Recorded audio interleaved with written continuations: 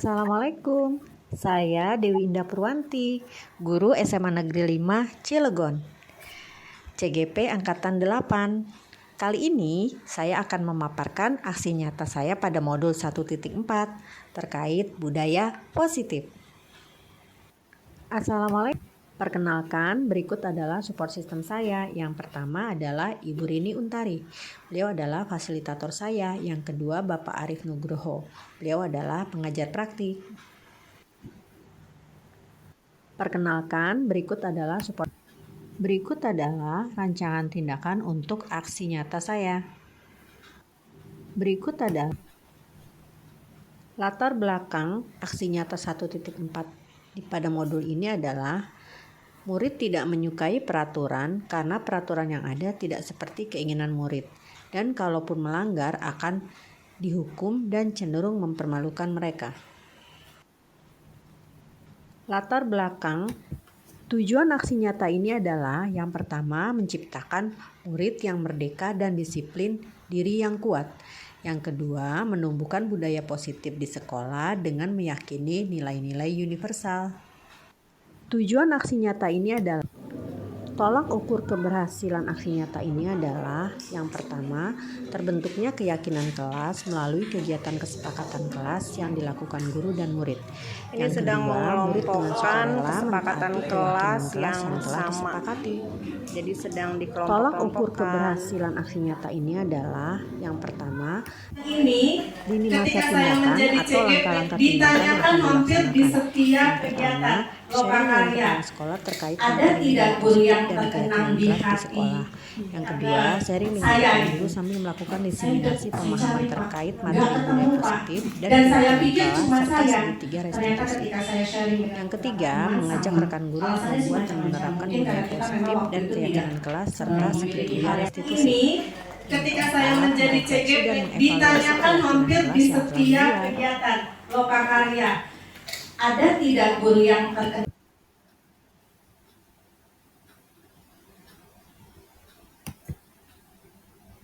Bismillahirrahmanirrahim. Assalamualaikum warahmatullahi wabarakatuh. Waalaikumsalam warahmatullahi wabarakatuh.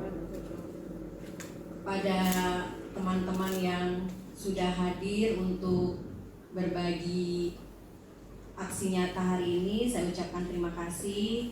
Semoga kehadirannya bisa sama-sama menambah wawasan ilmu kita dan mudah-mudahan bernilai amal dan pahala. Salawat dan salam kita haturkan kepada Nabi besar junjungan kita, Nabi Muhammad SAW. Semoga syafaatnya sampai kepada kita kelak. Teman-teman hebat, hari ini kita akan sharing tentang budaya positif.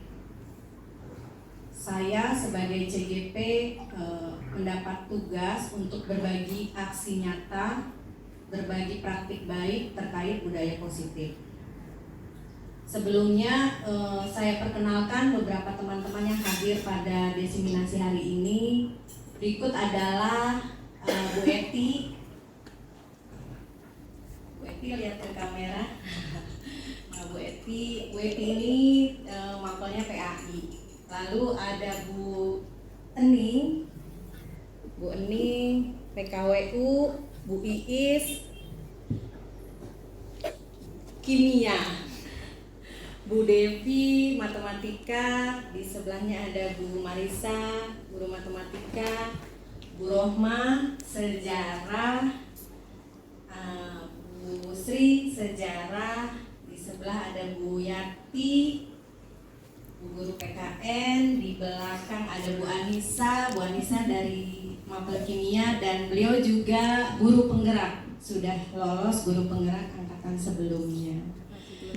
Di sebelahnya ada Bu Ragil, mapel fisika. Dan ini ada kameramen kita, namanya Bu Dea. Terima kasih Bu Dea. Langsung saja teman-teman. Berikut konsep budaya positif. Konsep budaya positif ini ada 8. Yang pertama, disiplin positif dan nilai-nilai kebajikan universal. Yang kedua, teori motivasi, hukuman dan penghargaan. Yang ketiga, keyakinan kelas. Yang keempat, kebutuhan dasar manusia. Yang kelima, 5 posisi kontrol restitusi. Yang terakhir adalah segitiga restitusi. Saya juga sebagai CGP melihat materi ini antara awam dan tidak awam. Kalau secara aplikasi rasanya kita semua sudah melakukannya. Cuma mungkin sekarang sudah dibuat suatu teori yang baku sehingga apa yang kita aplikasikan itu seperti ada tuntunan materinya. Yang pertama akan kita bahas adalah konsep budaya positif, disiplin positif, dan nilai-nilai kebajikan universal. Sebelum saya lakukan, kita akan main permainan cobalah buka. Mungkin ada teman yang bersedia melakukan permainan ini? Bisa angkat tangan. Bu Eti barangkali ya? Oke, ini Bu Eti. Boleh Bu Dea kameranya ke Bu Eti. Jadi gini Bu Eti. Bu Eti kepalkan tangan. Oke. Anggap di dalamnya ada sesuatu yang Bu Eti simpan dan sangat berharga. Pikirkan sesuatu yang menurut Bu Eti sangat berharga. Bisa apa saja. Sudah ya. Mungkin teman yang akan mencoba membukanya Bu Ning ya. Bu Ning ya. Bu Ning ini guru yang rame banget nih. Jadi Bu Ning bertugas memaksa bagaimana caranya supaya Bu Eti ini mau membuka kepala tangannya. Kepo lah, pengen tahu isinya apa sampai bisa dibuka. Dan Bu Eti merasa sesuatu yang berharga pastinya akan mempertahankannya. Silakan Bu Ning menyebutkan ya apa saja. Oke. Boleh berdiri barangkali. Terima kasih. Kalau boleh saya menyebutkan mungkin uang, koin, Bukan. bros, Bukan. Boleh dipaksa Jam. untuk dibuka. Maksudnya dengan rayuan. Kisi-kisinya dia yang pilih. Lingkungan belajar yang merupakan aset sekolah kita. Penghapus, Bukan. pulpen, Aset tip sekolah kita yang sangat berharga untuk Jam. para pendidik. jam, Bukan. buku, Bukan. Jadi tugas kuning memaksa, bukan menebak isinya, memaksa Oh, untuk memaksa membuka, untuk membuka. apa untuk membuka. Gimana caranya merayu atau kalau perlu dengan tindakan kekerasan? Silakan. apa ya? Oh, dikit-dikit. Ayo apa dong nih? Sampai kebuka. Sampai kebuka. Tadi sudah ya, lingkungan belajar yang aset yang sangat berharga bagi kita para pendidik. Nggak, sebenarnya nggak perlu dikasih tahu isinya apa. Intinya Bu Ning memaksa membuka, Bu Eti mempertahankan gitu. Kira-kira merayunya dengan cara gimana? Nanti siang kita makan bareng. Nah. Iya. Terakhir ya Starbucks. Ya, es teh. Pengen tahu ya? Pengen tahu. Iya banget. Nasi padang. Nasi padang. Bagi. Oh, sudah banyak rayuannya ini. Kira-kira dibuka nggak ya? Ya, apa? Dibuka ya? Boleh. Buka ya, boleh lah. Kemarikan mic-nya. Isinya apa? Isinya apa? Boleh dikasih Buat tahu. masker itu. Isinya apa? Isinya apa kira-kira? Bagi saya, di lingkungan belajar ini yang sangat berharga adalah peserta didik kita, di mana kita ya siswa ya atau peserta didik, di mana kita sekarang ini adanya kita di sini adalah untuk mencoba mendidik dan mengajar, mengaplikasikan apa yang kita tahu ya untuk para peserta didik kita supaya peserta didik kita menguasai kompetensi yang dituju sesuai dengan capaian kurikulum. Masya Allah. Iya. Plus dulu dong. Terima kasih. Oke, terima kasih kepada Bu Ning dan Bu Eti. Jadi dari permainan tadi itu habis, Mbak. Inti dari permainan tadi itu ada beberapa pertanyaan tematik ya. Ditanyakan apakah Bu Eti sekalipun dipaksa mau membuka kepalanya, mau membuka rahasianya, mau memberikan sesuatu yang berharga. Kalaupun beliau mau membuka atau menutup atau menyimpan atau sharing, kira-kira kendalinya ada di siapa? Bu Eti barangkali bisa menjawab. Kendalinya ada di Di Bu Eti sendiri. Di Bu Eti sendiri. di Bu Eti sendiri sudah dijawab sama Bening. Sudah dijawab ya, alhamdulillah. Memang cerdas punya kita. Iya betul. Jadi kendali diri bahkan kendali lingkungan atas diri kita itu sebenarnya adalah diri kita sendiri. Kita tidak bisa dipaksa untuk melakukan sesuatu yang kita tidak inginkan. Seharusnya seperti itu. Begitu juga konsep kepada anak didik gitu ya, kepada murid, kepada peserta. Sebenarnya kita tidak bisa memaksa anak didik dengan berbagai aturan. Selama ini kita punya ilusi yang menurut kita itu benar. Berikut paparan ilusi menurut psikiater pendidik. Selama ini kita beranggapan bahwa guru itu bisa mengontrol murid, bisa mengatur murid. Sebenarnya itu tidak. Pada dasarnya kita tidak dapat memaksa murid untuk berbuat sesuatu jikalau murid tersebut memilih untuk tidak melakukannya. Yang kedua, kita punya ilusi, keyakinan bahwa semua penguatan positif, efektif dan bermanfaat. Aturan-aturan itu seakan-akan bermanfaat. Yang ketiga, ilusi bahwa kritik akan membuat orang merasa bersalah dan dapat menguatkan karakter. Selama ini kita tuh sering membuat siswa merasa bersalah, bahkan mempermalukan siswa. Mungkin itu adalah diri saya sendiri ya. Makanya ketika saya mengikuti CGP ini ya Bu Anissa, banyak sekali ditobatkan, disadarkan untuk menjadi pendidik yang lebih baik ke depannya. Ilusi yang terakhir yaitu kita beranggapan bahwa orang dewasa itu memiliki hak untuk memaksa. Makanya kadang kita sering memaksa anak-anak kita, baik di rumah maupun di sekolah. Di sini Stephen merubah paradigma stimulus respon. Seharusnya stimulus respon itu yang kebanyakan dipikirkan orang itu adalah sama, padahal secara aplikasinya kebutuhan kita itu berbeda. Kadang-kadang kita menganggap semua orang itu sama, murid kita samakan, padahal setiap orang memiliki gambaran yang berbeda. Berikut makna kata disiplin. Disiplin adalah bentuk kontrol diri, yaitu belajar untuk kontrol diri agar dapat mencapai suatu tujuan yang mulia. Tujuan mulia di sini mengacu pada nilai-nilai atau prinsip mulia yang dianut seseorang. Kita namakan nilai-nilai tersebut sebagai nilai-nilai kebajikan universal. Sebenarnya banyak sekali nilai-nilai kebajikan universal yang kita sering dengar. Mungkin kalau Bu Rohma dulu mantan pramuka ya, pembina pramuka, kalau kebajikan-kebajikan universal di pramuka itu dasar dharma pramuka itu ya. Itu isinya adalah kebajikan-kebajikan universal. Atau kadang ada beberapa bank yang punya slogan disingkat misalnya keris, kreatif, apalah gitu. Jadi kumpulan dari kebajikan-kebajikan universal yang menjadi satu visi yang harapannya bisa dicapai.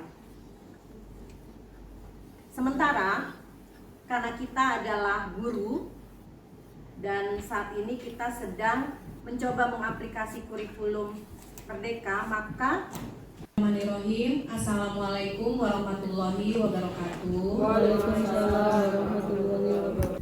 Dengan perintah yang harus dilakukan. Yang ini. Yang ini. Jadi coret-coret di papan tulis lalu diminta untuk membersihkan. Yang berikutnya, murid diminta untuk push up 15 kali karena tidak menggunakan masker di sekolah. Hukuman. Ini hukuman karena tidak ada kaitan antara antara tidak memakai masker dengan push up. Berikutnya, menggantikan kertas tugas teman yang telah dicoret-coret. Konsekuensi, coba kita lihat ya, betul, ini konsekuensi. Jadi kalau konsekuensi itu antara kesalahan murid dengan tindakan yang kita atau ganjaran yang kita berlakukan masih ada kaitan dan masih ada sisi positif yang membangun. Sementara hukuman itu biasanya jauh panggang dari api. Jadi kesalahannya apa, hukumannya apa, dan seringkali tidak nyambung dan sifatnya biasanya lebih ke fisik. Lalu berikutnya berjemur di lapangan basket pukul 12 siang karena mengobrol dengan teman. Hukuman ya. Ini biasanya pola-pola didik kita zaman dulu ya, tapi sih kita nikmat-nikmat aja. Kalau kita lakukan saat ini mungkin akan bertentangan. Makanya Ki Hajar Dewantara memiliki filosofi didiklah murid-murid kita sesuai kodrat alam dan kodrat zamannya, karena sudah tidak zamannya lagi.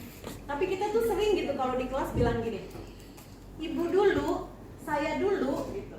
Sementara sebenarnya anak-anak itu nggak mau tahu bagaimana ibunya dulu, dan mereka juga nggak tahu seperti apa ibunya dulu. Nah ini hukuman betul. Berikutnya, murid diminta bertelanjang kaki sepanjang hari karena tidak menggunakan sepatu warna hitam sesuai peraturan sekolah.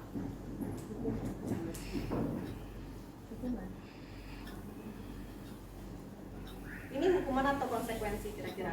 Konsekuensi. Kita lihat ya. Ternyata hukuman. Kira-kira kenapa hukuman? Karena fisik. Karena fisik.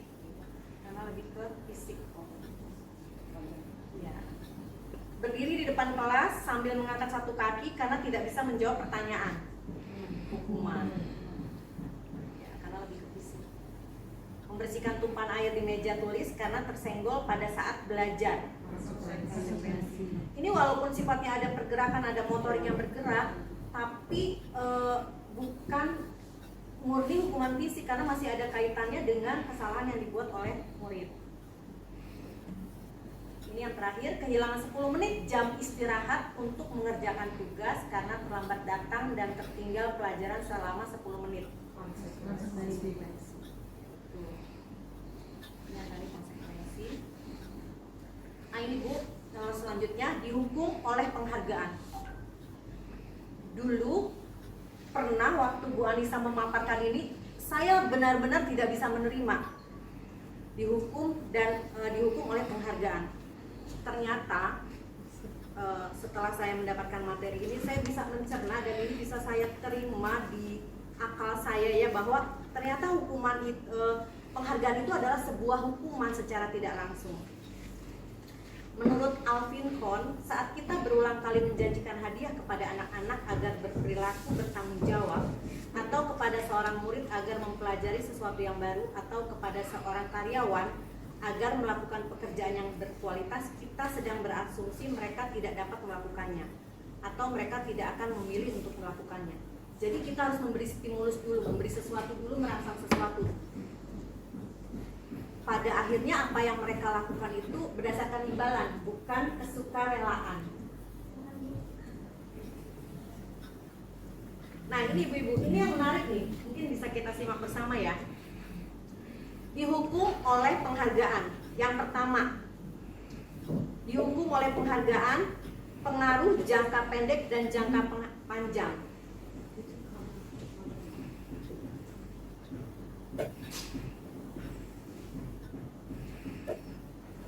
Jadi penghargaan efektif jika kita menginginkan seorang melakukan sesuatu yang kita inginkan dalam jangka waktu yang pendek. Jadi kita bisa memberi penghargaan, tapi efektifnya hanya untuk jangka pendek, tidak untuk jangka panjang atau sesuatu yang diulang-ulang gitu.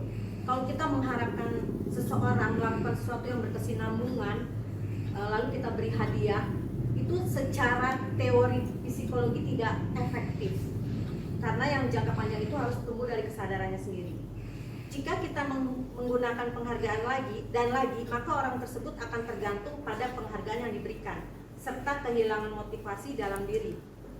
Jika kita mendapat penghargaan untuk melakukan sesuatu yang baik, maka selain kita senantiasa berharap mendapatkan penghargaan tersebut lagi, kita pun menjadi tidak menyadari tindakan baik yang kita lakukan.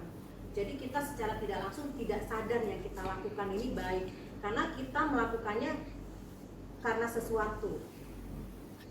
Yang berikutnya, penghargaan tidak efektif.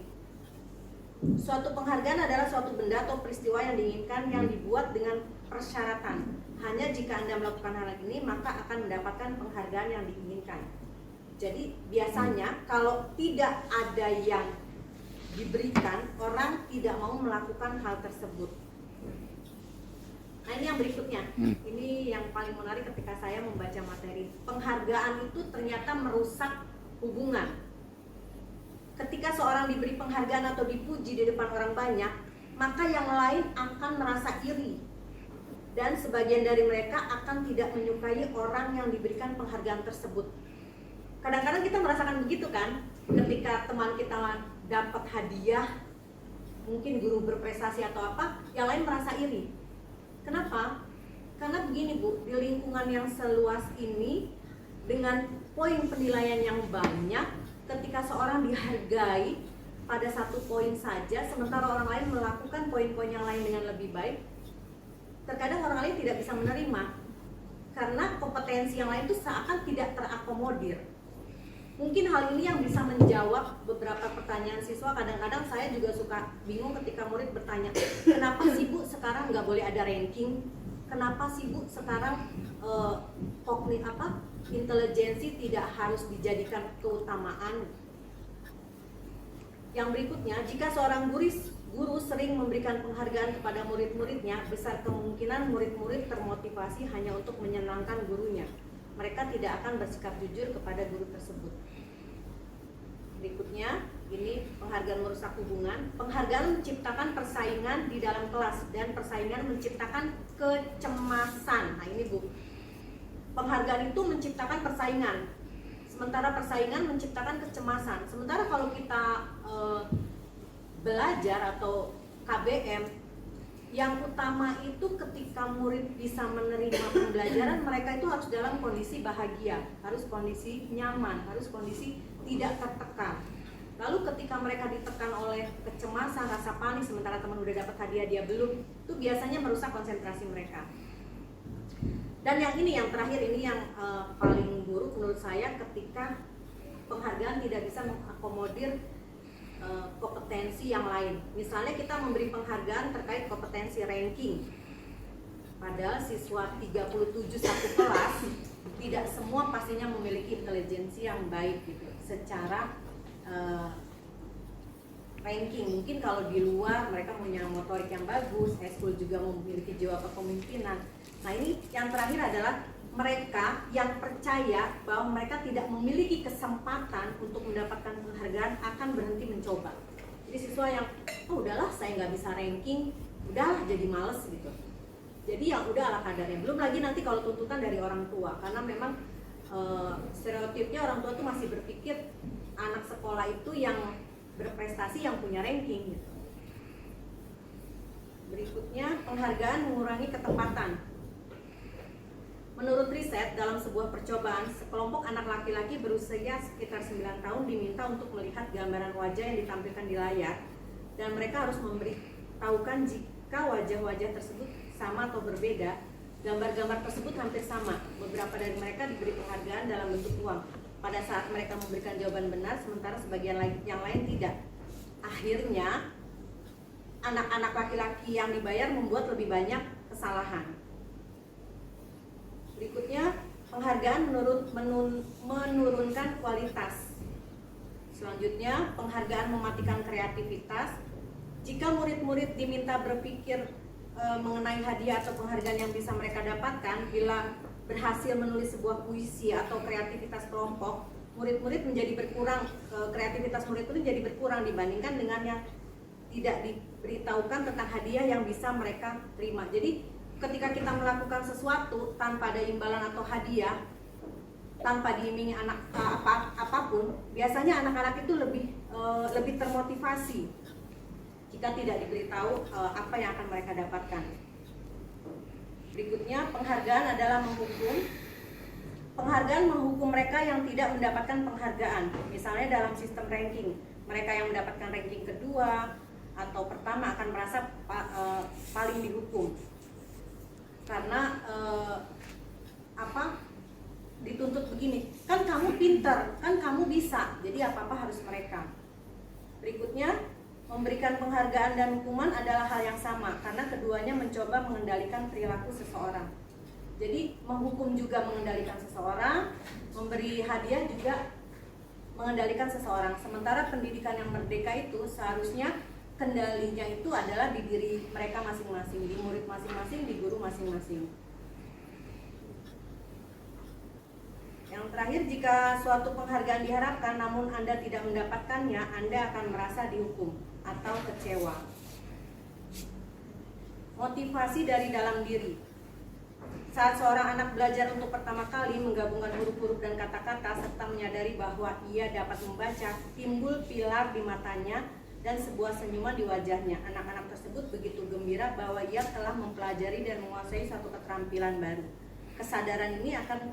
Kesadaran akan kemampuannya bahwa dia sudah dapat membaca sesungguhnya sudah merupakan suatu penghargaan. Jadi sebenarnya tanpa kita memberikan penghargaan, ketika anak-anak bisa melakukan sesuatu sendiri, lalu mereka menemukan, saya bisa, itu adalah sebuah penghargaan buat dirinya sendiri tanpa kita memberi hadiah. Yang berikutnya, yang ketiga adalah konsep budaya positif keyakinan kelas. Saya rasa ini teman-teman pasti sudah memahaminya ya, sering membuat di awal tahun. Mengapa keyakinan kelas, mengapa tidak peraturan kelas? Jadi memang kita ini seharusnya sudah mengubah konsep peraturan kelas menjadi keyakinan kelas.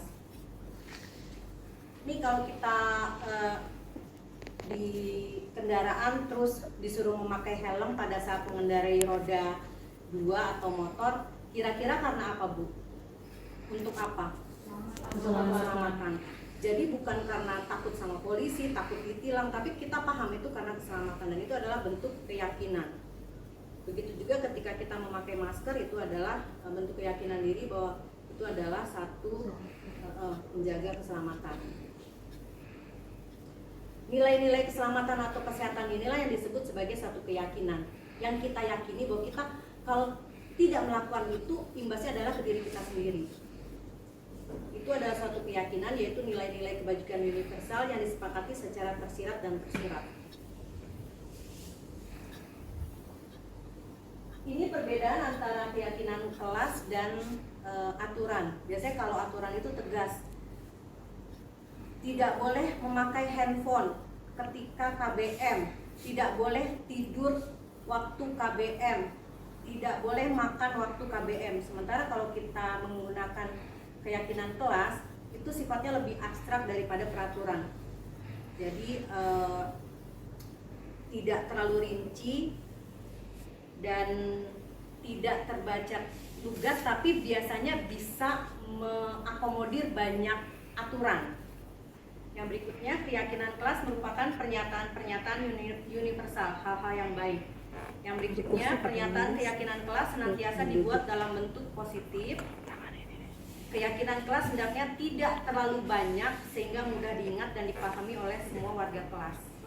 Keyakinan kelas sebaiknya sesuatu yang dapat diterapkan di lingkungan sekolah. Berikutnya, semua warga kelas hendaknya ikut berkontribusi dalam membuat keyakinan kelas lewat kegiatan curhat pendapat. Jadi kalau kita buat keyakinan kelas tuh, Bu, kalau bisa semua siswa membuat, tidak sebagian siswa aja atau bahkan cuma gurunya yang membuat. Yang terakhir, bersedia meninjau kembali keyakinan kelas dari waktu ke waktu. Ini prosedur pembentukan keyakinan kelas. Rekam saja. Nah, ini ada video ya, waktu di awal kemarin saya mencoba membuat keyakinan kelas dengan siswa. Jadi saya beri kertas, siswa menulis masing-masing kepinginnya kelasnya seperti apa gitu. Setiap anak boleh menuliskan lebih dari satu kertas. Ada yang menuliskan sampai 5, ada yang 10, ada yang cuma 1 gitu. Lalu berikutnya, kalau sudah ditempel semua, beberapa siswa saya minta ke depan untuk mengelompokkan. Tapi ternyata setelah dikelompokkan, aturan itu sedikit, Bu, cuma 10.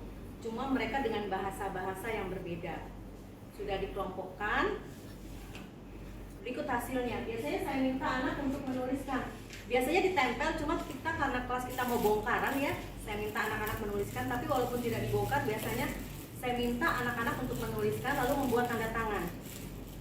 Ini, Bu, tadinya kalimat-kalimat ini bukan kalimat-kalimat positif. Kayak gini nih, yang pertama, memberikan tugas dengan sewajarnya. Sebenarnya siswa menulisnya gini, jangan banyak tugas, tugas jangan banyak-banyak, begitulah bahasa mereka. stop tugas gitu-gitu. Tidak boleh ada PR, tidak mau ada PR. Nah, kita rubah karena ini adalah sebuah keyakinan yang harapannya kalimatnya positif, hasilnya positif. Kita bantu siswa untuk merubahnya menjadi kalimat positif. Jadi kita rubah menjadi memberikan tugas dengan sewajarnya. Lalu yang terakhir, kita langsung yang terakhir, ciptakan kelas yang bahagia. Nah, ini kalimat awalnya itu tadinya gini, tidak boleh main circle-circlean, tidak boleh ngegeng-ngegengan, tidak boleh julid lah bahasa anak-anak lah Bu ya. Lalu kita rubah, ciptakan kelas yang bahagia. Jadi 11 keyakinan kelas ini tadinya dari, kalau tidak salah, 45 kertas yang tertempel di papan tulis. Ini siswa menandatangani, saya juga menandatangani. Biasanya di awal setiap pembelajaran, satu siswa saya minta membaca ulang keyakinan kelas ini. Yang berikutnya, budaya positif, kebutuhan dasar manusia. Ada 5 kebutuhan dasar manusia yang menjadi mutlak keinginan tersebut ada pada diri manusia. Yang pertama, bertahan hidup. Yang kedua, kasih sayang, kebebasan, kesenangan, dan penguasaan.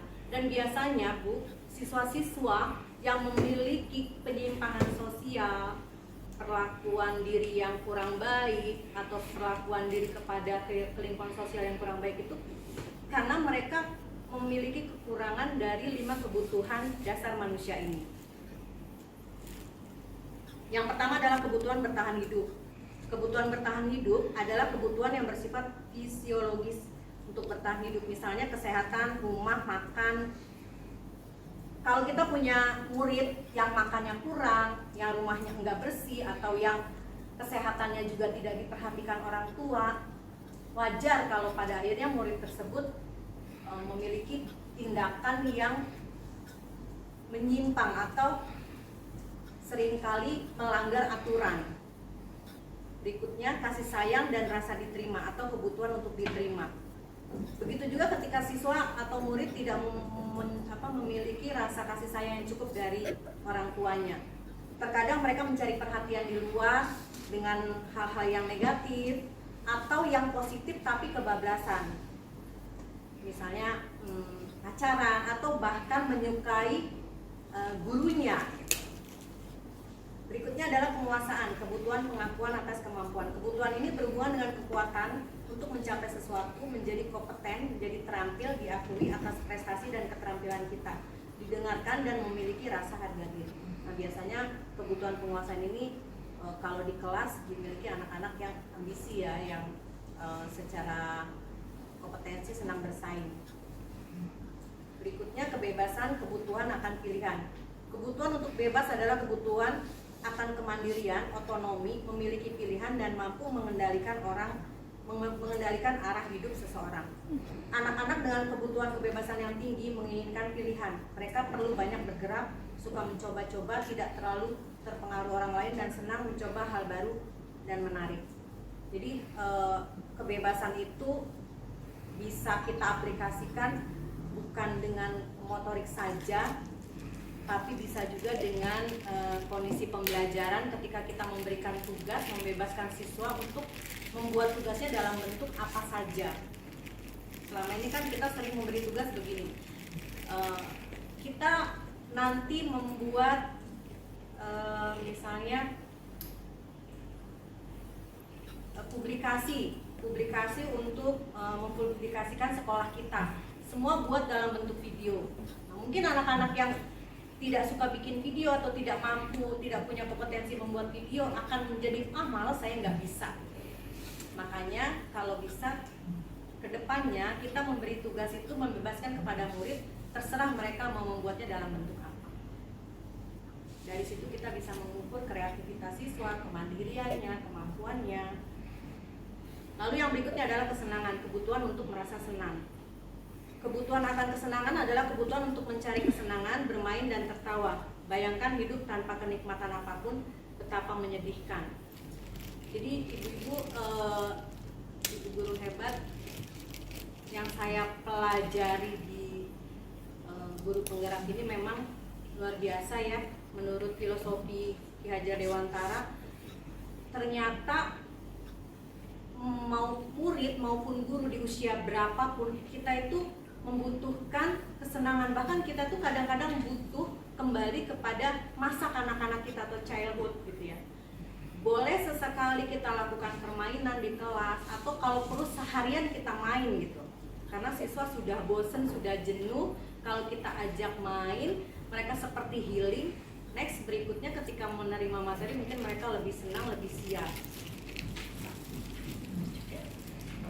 Nah ini kita coba aplikasikan ya materi yang tadi. Tahun ini Dimas genap berusia 17 tahun. Ia senang sekali ketika ayahnya mulai mengajarkan cara menyetir mobil. Setiap akhir pekan ia berlatih menyetir. Ia terlihat senang sekali berlatih sampai akhirnya ia bisa menyetir mobil dengan baik dan lancar. Ketika ibunya bertanya kepada Dimas apa yang membuat dia ingin bisa menyetir mobil, ketika jawaban Dimas adalah seperti ini, kebutuhan apa yang ingin dia penuhi? Kata Dimas gini, menyetir mobil itu seru. Nah kira-kira ini kebutuhan apa? Kesenangan. Kesenangan. Oke, kita lihat ya. Oke, benar, kesenangan. Berikutnya, tahun ini kita langsung bawahnya aja ya Bu ya. Biar bisa jalan-jalan naik mobil sama teman-temanku. Kebebasan. Kebebasan? Menurut Bu Eti? Iya. Menurut Bu Ning, Bu Rohma? Kesenangan ya. Biar bisa jalan-jalan naik mobil sama teman-temanku. Kesenangan. Coba kita lihat. Cinta dan kasih sayang. Karena dia ingin bersama teman-temannya, membutuhkan orang lain. Yang berikutnya, aku merasa bangga dan keren ketika belajar mobil. Penguasaan. Oke. Yang terakhir, aku senang bisa pergi ke tempat-tempat yang ini kebebasan. Jadi ketika semua kebutuhannya sudah terpenuhi, anak itu akan merasa senang. Kalau sudah senang, biasanya sudah mereka tidak dengan perintah yang harus dilakukan. Nah, ini ada satu contoh, Adi yang terlambat hadir ke sekolah. Itu dialog antara Adi dengan guru. Biasanya kalau posisi penghukum, ini yang sering kita katakan kepada siswa atau guru katakan kepada muridnya. Patuhi aturan saja atau awas, kamu selalu aja salah. Atau kalau kita piket, saya sendiri juga suka gitu Bu, kalau piket gitu. Terlambat lagi, kamu lagi. Atau bahasanya seperti itulah, ternyata bahasa-bahasa itu sama sekali tidak memotivasi. Secara ilmu kedokteran, sel-sel tubuh kita ini sama sekali tidak bisa menerima sesuatu yang negatif. Ketika kita mengalami hal yang negatif, baik itu kata-kata maupun kontak fisik, itu pertumbuhan sel itu berhenti, jadi tidak banyak sel yang berkembang. Maka jangan sampai kita melakukan atau mengucapkan hal-hal negatif baik pada diri maupun ke orang lain, apalagi ke diri sendiri ya Bu ya. Kalau jelek-jelekin kita mah udah itu tugas orang lain. Jadi kalimat-kalimat seperti ini biasanya kalau menghukum itu nada suara tinggi, bahasa tubuh, mata melotot, jari menunjuk-nunjuk. Kamu lagi, terlambat lagi. Yang berikutnya adalah membuat merasa bersalah. Kalimatnya masih sama, cuma kayak lebih manis gitu. Ibu sangat kecewa sekali dengan kamu. Berapa kali Bapak harus memberitahu kamu ya? Gimana coba biar nggak terlambat lagi? Ternyata hal seperti itu juga bukan kalimat-kalimat yang memotivasi, dan kita sedang memposisikan diri sebagai pembuat rasa bersalah. Nada suaranya, ini Bu ya, nada suaranya sih melemah, halus, sedih. Bahasa tubuh itu seakan-akan kita pro ke siswa, tapi stimulus yang kita berikan itu tetap negatif. Yang berikutnya, posisi teman.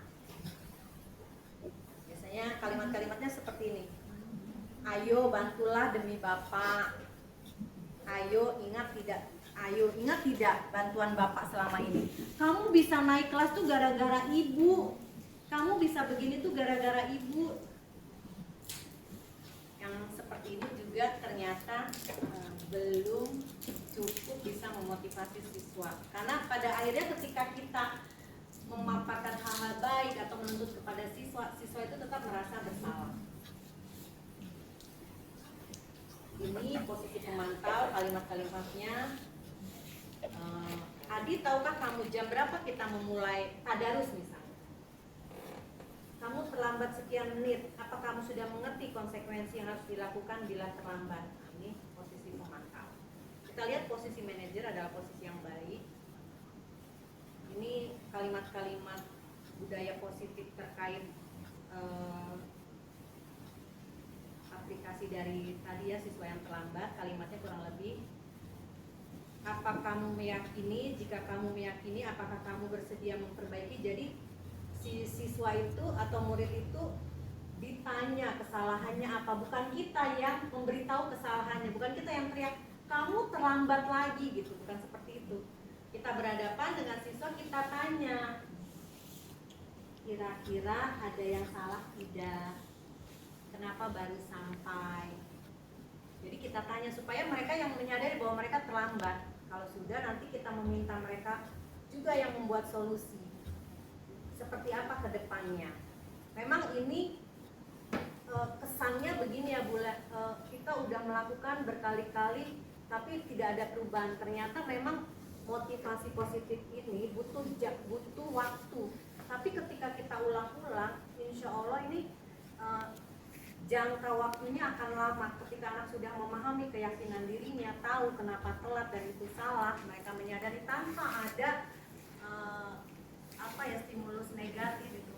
Insya Allah nanti kedepannya mereka akan menyadari dan ini akan berimbas panjang dalam jangka waktu yang lama.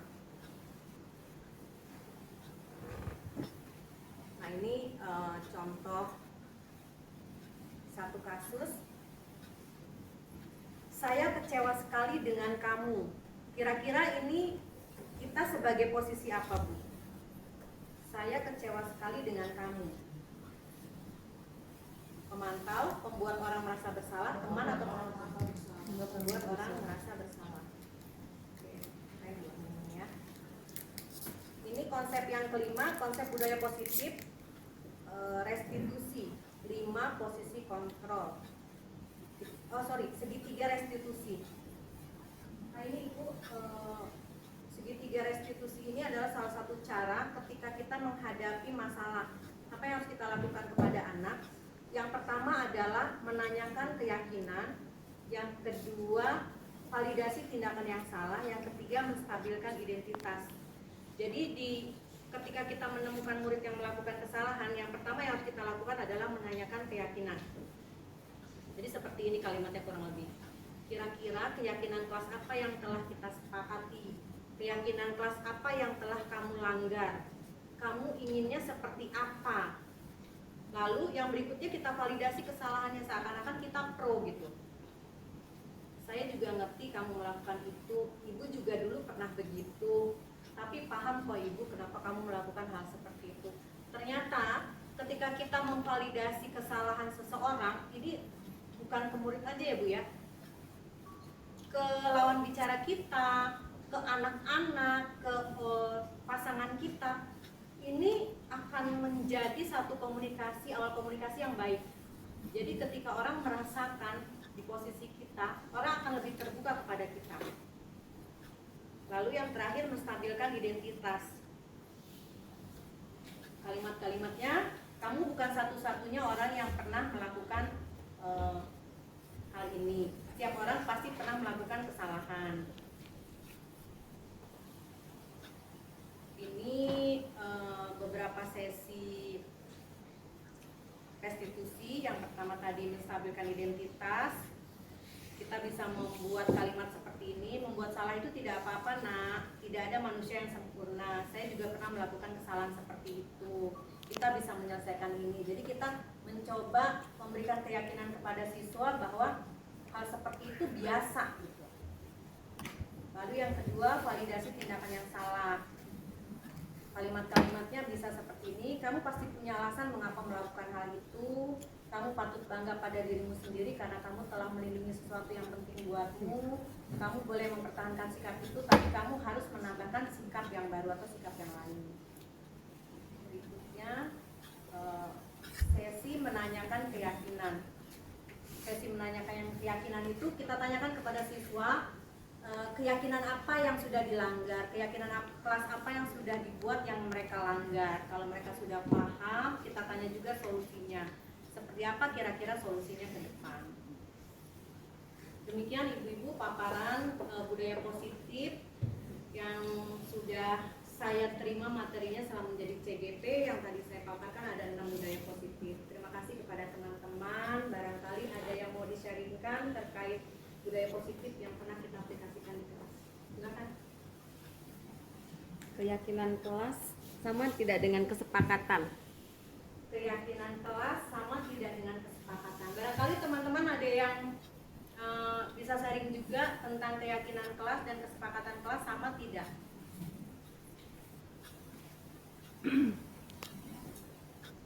Kalau Bu Anissa selama ini yang dibuat apa, keyakinan kelas atau kesepakatan kelas? Awalnya sih kesepakatan, tapi pas habis ikut guru penggerak kalimatnya dirubah jadi keyakinan. Cuman anak-anak kan rada aneh ya dengan kata keyakinan, jadi saya menganggapnya jadi atau gitu tuh ya, kita bikin keyakinan kelas ya nak, atau kesepakatan kelas ya nak gitu, kalau di awal pembelajaran. Cuman entah, masih penasaran sih sama apa enggak gitu sebetulnya. Weti barangkali bisa menanggapi. Kalau saya,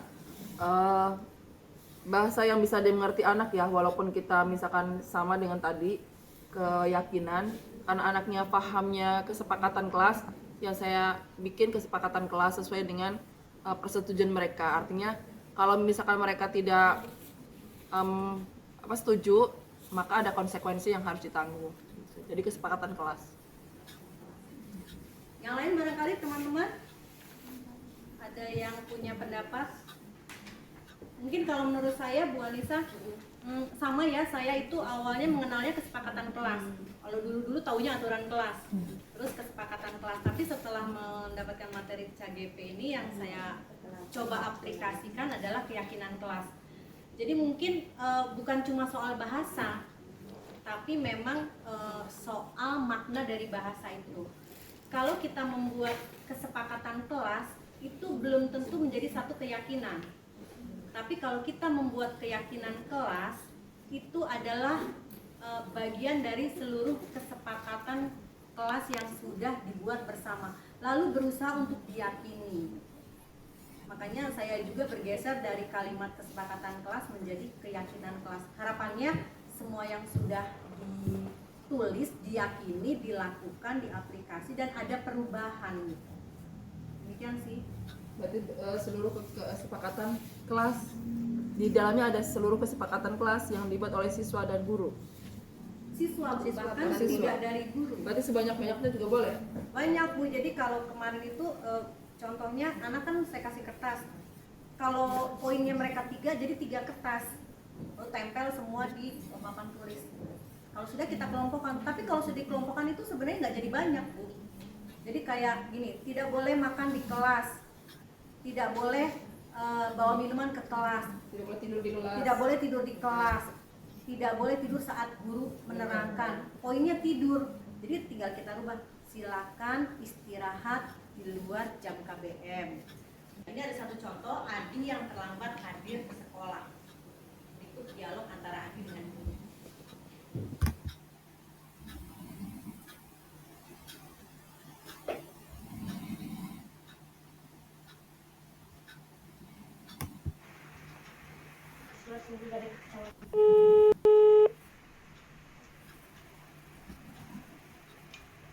Assalamualaikum Bulan. Waalaikumsalam, Umi. Nah, Bulan, maaf Umi ganggu nih. Umi mau tanya-tanya, mau ngobrol dikit. Iya, boleh, Umi. Bulan, beberapa waktu yang lalu, belum lama ini Umi lihat Bulan, kebetulan pas lagi status WhatsApp. Umi lihat postingan Bulan, tumben-tumbenan Bulan itu bikin postingan SW kok bahasanya kayak nggak sopan ya. Ada apa ya Bulan ya?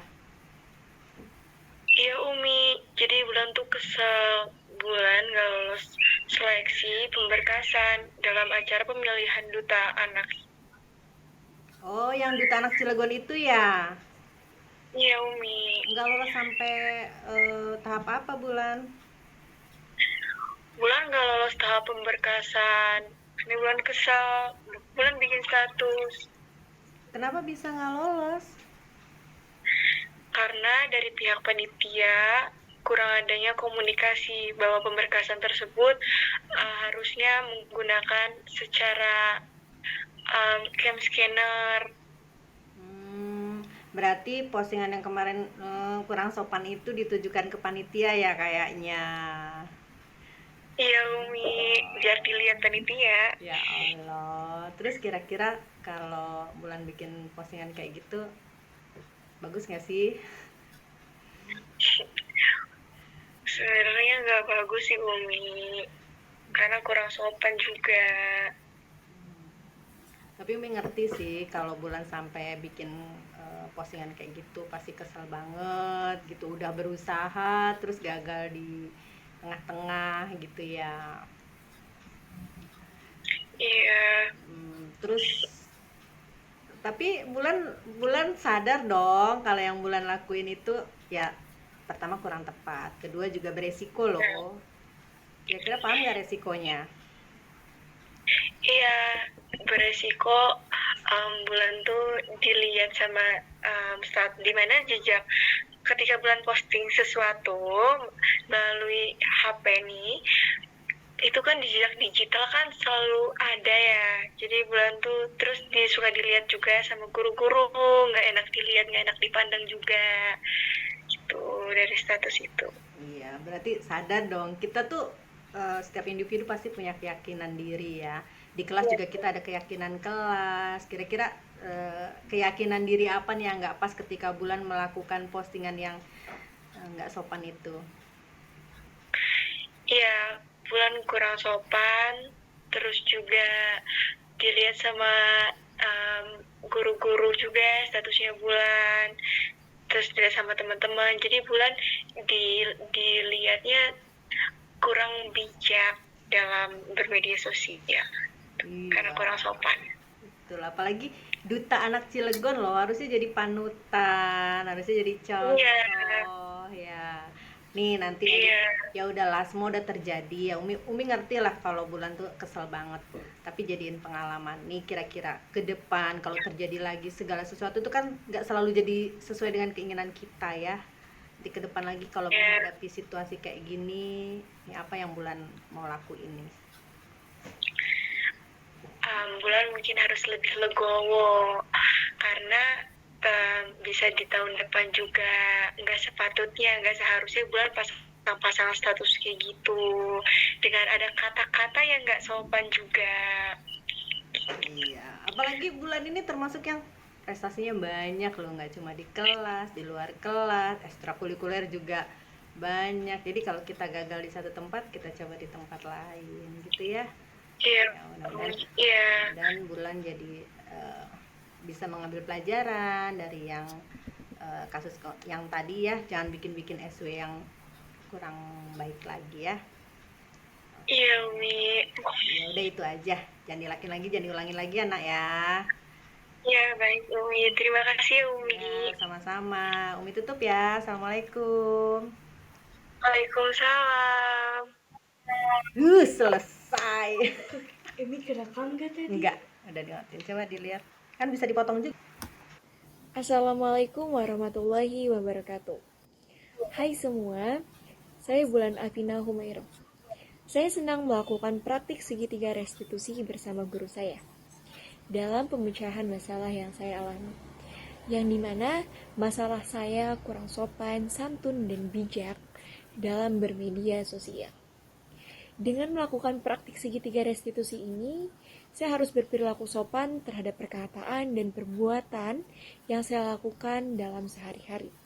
Saya harus bijak dalam bermedia sosial dan cara mengkontrol emosi dengan benar. Dan dari sini, saya belajar bahwa prestasi bukan dari satu bidang saja, tetapi dari berbagai bidang yang bisa kita geluti. Dari belajar praktik restitusi ini, saya percaya bahwa kegagalan adalah kunci keberhasilan. Terima kasih. Wassalam.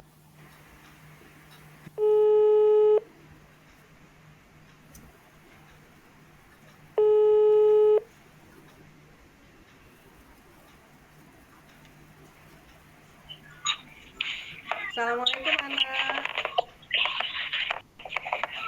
Waalaikumsalam Umi. Maaf ya, Umi ganggu video call. Ada yang mau Umi Iya. ngobrolin sama Ana. Apa itu Umi? Umi denger nih dari temen-temen katanya Ana marah-marah di grup yang satu yang nggak ada wali kelas, yang nggak ada Uminya ya. Iya Umi, sebab Ana tuh lagi kesel sama salah satu temen Ana yang di grup itu. Emang ada masalah apa Ananya? Dia nyebarin foto aib Ana Umi yang waktu pramuka itu, jadi Ana nggak terima. Jadi Ana maki-maki deh.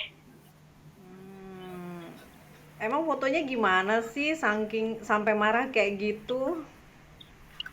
Ya fotonya foto aib Umi, ya kan cewek mah nggak mau kalau foto aibnya disebar gitu, apalagi diketawain teman-temannya gitu Umi, kan sakit hati.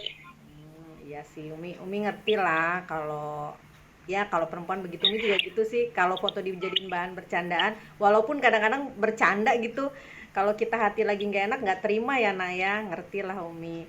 Terus Ana marah-marahnya gimana sih di grup? Ya anak kan pertama itu kan kaget ya Umi, habis itu ya udah refleks anaknya marah-marah maki-maki dia, terus yang terakhir itu sampai ngomong kasar ke dia karena dia juga balas kata kasar juga, jadi anak kan emosi. Terus sekarang gimana perasaannya udah marah-marah di grup? Ya rasa bersalah lah Umi. Antara lega dan rasa bersalah ya. Iya Umi. Setelah lega terus jadi rasa bersalah. Iya Umi.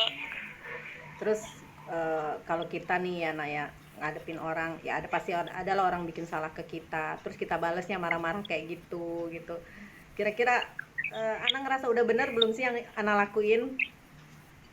Enggak Umi, habis itu juga Ana ngerasa bersalah banget sama dia karena udah berkata kasar gitu Umi. Ya alhamdulillah lah Ana udah paham lah, udah ngerti ya apa yang Ana lakuin tuh pada akhirnya salah gitu. Nggak semua memang tindakan orang itu sesuai dengan harapan kita, tapi memang kita tuh harus pinter ya kontrol emosi ya Nak ya. Terus Iya Umi. Perasaannya gimana tuh setelah marah-marah? Ya tadi lega sama rasa bersalah itu Umi, soalnya kan pastinya dilihat banyak orang chatnya. Tapi Umi menghargai sih Ana nggak bertindak jauh ya memang kata-katanya kasar tapi masih bisa ditoleransi ya, mudah-mudahan kedepannya nggak terulang nih. Kalau misalnya terjadi lagi ada anak yang usil, ada temen yang nggak enak tindakannya ke Ana, apa yang Ana lakuin? Ya Ana harus menahan sabar Umi, menahan sabar dan menahan amarah agar Ana juga mulutnya nggak berkata-kata kasar lagi sampai menyakiti hati orang lain gitu. Ya syukurlah, mudah-mudahan ini jadi pengalaman ya Ana ya, kedepannya. Iya Umi. Ana lebih bisa mengontrol emosi, lebih bisa menghargai diri sendiri, lebih bisa ya pokoknya nggak semua yang orang berlaku jatuh kita balik lagi jadi orang yang sama gitu, bertindak salah juga, bertindak jahat juga ya. Iya Umi. Kira-kira ada lagi nggak yang mau Ana sampai ini? Umi kaget aja tiba-tiba Ana marah-marah di grup gitu. Iya Umi ya mau gimana ya Umi, pastinya kan kalau setiap orang kalau misalnya di foto aibnya disebar gitu pastinya pasti nggak terima loh Umi, apalagi kita cewek pengen kelihatan cantik gitu di mata orang lain, tiba-tiba temennya ngirim foto aib. Tapi udahlah ya, udah lewat, jadiin pelajaran ya. Nanti teman-temannya juga Umi ingetin, Ana juga ke depannya udah tahu ya apa yang harus dilakuin kalau terjadi lagi ya. Iya Umi. Oke, ya udah itu aja. Makasih, Umi juga minta maaf. Ana juga bagusnya minta maaf kali ya ke teman-teman ya, kata-katanya udah nggak enak banget didengar ya. Iya Umi. Oke deh, makasih ya Ana ya. Umi tutup ya. Assalamualaikum. Waalaikumsalam. Halo, Assalamualaikum warahmatullahi wabarakatuh. Perkenalkan, nama saya Diana Ramadhani, saya berasal dari kelas 11-3. Saya sangat senang diajak diskusi oleh Umi Dewi dan dia bertanya tentang masalah saya yang saya alami dan bertanya tentang keadaan saya. Dan di sini saya lebih belajar tentang menahan emosi dan sabar ketika menghadapi teman yang suka membuli. Dari saya sekian, terima kasih. Wassalamualaikum warahmatullahi wabarakatuh. Halo, Assalamualaikum warahmatullahi wabarakatuh.